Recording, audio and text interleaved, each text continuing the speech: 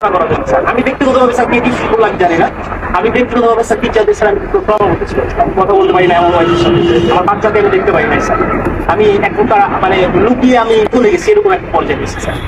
আমাদের এই যে অধপতন স্যার, বাহিনী হিসেবে যে পরিচয় দিব আমি পুলিশ, এই পরিচয় দিতে স্যার ভয় লাগে, লজ্জা লাগে স্যার।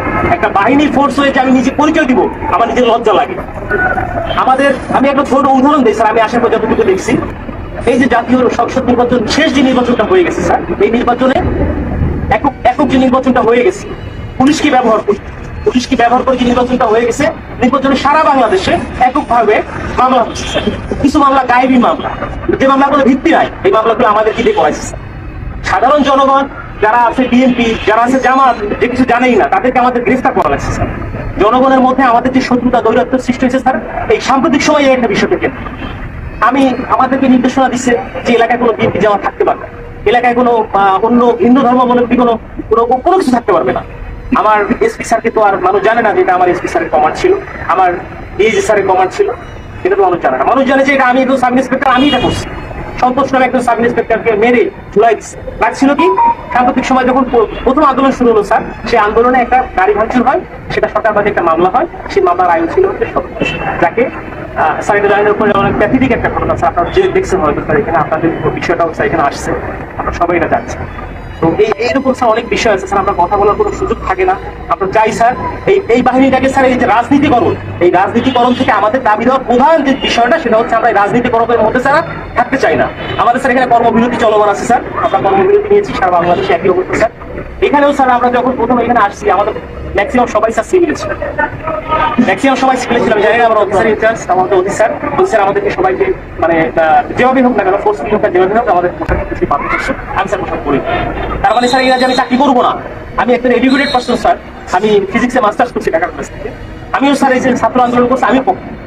বাট এই পুলিশের সাথে সে প্রত্যেকটা হত্যাকাণ্ডের স্যার বিচার হোক, ছাত্র 200 300 400 500 যা মারা গেছে, এটা বিচার হোক স্যার। আমরা চাই আমাদের যে সকল সিনিয়ররা স্যার কমান্ড করছে, যারা এগুলা করছে, তারা পার পেয়ে গেল কেন?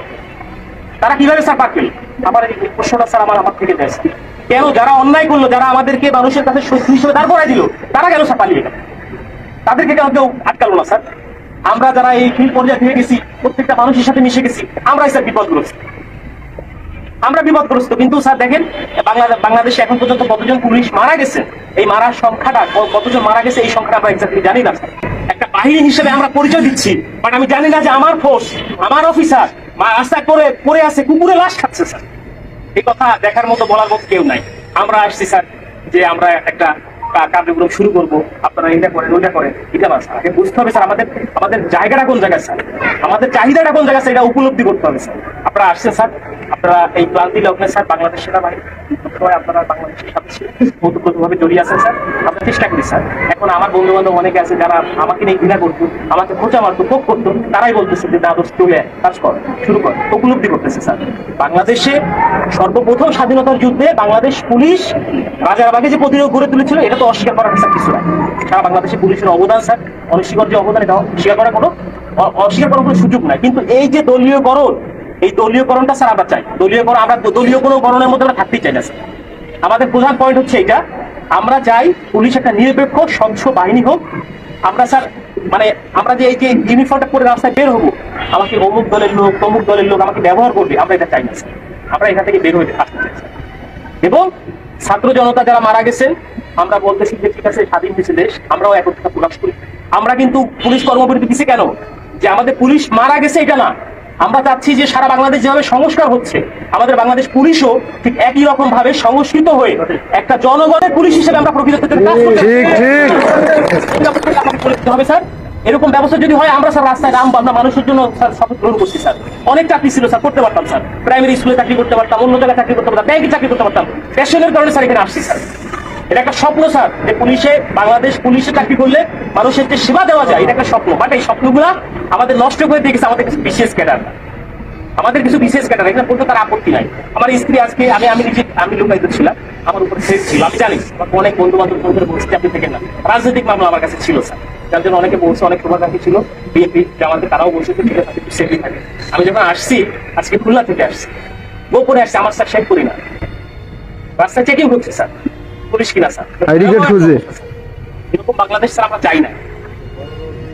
এরকম আমরা চাই নাই স্যার, আমরা চাই যে স্যার এই জিনিসটা থেকে আমরা উত্তরিত হই এবং আমাদের যে 11 দফা দাবি আছে স্যার, আমরা চাই আপনাদের জায়গা থেকে স্যার যত কিছু করার আমাদের স্যার এখানে আছে, প্রত্যেকটা জায়গা থেকে যত কিছু করার আমাদের যাতে করে আমাদের স্যার দ্রুত এবং একটা দাবি পূরণ হয়। পুলিশের স্যার এরকম বহু হয়েছে, তোমাদের এইটা দিব, ওইটা দিব, ওইটা করবো, সেটা করবো, কিছুই হয় না। আমরা চাই একটা প্রজ্ঞাপনের মাধ্যমে আমাদের এই দাবিগুলো মেনে নেওয়া হোক, যৌক্তিক দাবিগুলি। যদি মনে হয় যারা এখন বর্তমানে উপদেষ্টা পর্যায়ে আছে, অত্যন্ত বিচক্ষণ মানুষ, যদি মনে হয় যারা পুলিশের এই দাবির মধ্যে কোনো জায়গায় ব্যত্যয় আছে, সেটা সংস্কার করে যেটা মনে হয় যেখানে সংস্কার প্রয়োজন, সংস্কার করে যতটুকু এটা মডিফাই করা যায় করে আমরা চাই একটা প্রজ্ঞাপন দিলে আমরা মেনে নিব যে হ্যাঁ আমাদের দাবিগুলো পূরণ হচ্ছে। কারণ আমরা দেখছি স্যার আমাদের টিএ বিল স্যার পাই না, আমরা বলবো কাকে এগুলা, আমরা বলবো কাকে আমরা স্যার টিএ বিল পাই না। আমার কাজ করতে আমার পকেটে টাকা দিয়ে আমার পুলিশিং মিটিং করতে হয়, আমার ব্যানার করতে হয় আমার নিজের টাকা থেকে, আমার ব্যানার করতে হবে আমার নিজের টাকা থেকে, আমার এই করতে হবে সেই করতে হবে, উঠান বৈঠক করতে হবে, সব আমার নিজের টাকা করতে হবে। কেন? আমার বেতনের টাকা স্যার আমি কোনো জায়গায় খরচ করতে পারবো না, এক কথায় শেষ। সরকারের প্রতি কাজ করতেছি, সরকার আমার বেতন দিবে, আমি আমার পরিবারের পিছনে ব্যয় করি, আমি কেন আমার নিজের টাকা দিয়ে আমি ব্যানার করে কেন করতে যাবো? এটার জন্য আমার বাজেট থাকবে না? অবশ্যই বাজেট থাকতে হবে। আমার মাসে প্রথম 10 তারিখের মধ্যে আমার টিএ বিল দিতে হবে। আপনাদের বাহিনীর স্যার দেয় কিনা আমি জানি না স্যার, এই সুবিধাগুলো কি আপনাদেরও কি এরকম শুধু কমিটমেন্ট করে কি স্যার আপনাদের কি রেখে দেয় কিনা আমি জানা নাই স্যার। যথেষ্ট মানে অনারের সাথে বললাম স্যার, কিছু মনে করা দরকার, অনেক কষ্ট স্যার আমাদের মনে, অনেক বড় কষ্ট স্যার। এখানে যারা আছে সবাই বলতেছে কথা বলতে হবে।